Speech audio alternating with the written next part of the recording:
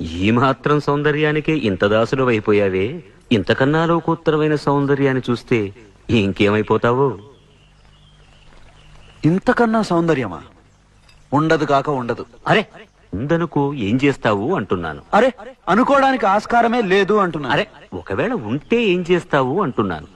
ఇంతకన్నా ఆనందప్రదమై, ఆద్యంత రహితమై, అనంతమై, నా హృదయమంతా నిండి నన్ను తనలో నింపుకునే సౌందర్యమై ఉంటే అరే ఉండదయ్యా స్వామి. అరే ఉంటే ఏం చేస్తావయ్యా? ఆ సౌందర్యానికే దాసోహం అంటాను. అయితేరా చూపిస్తాను. పద చూస్తాను.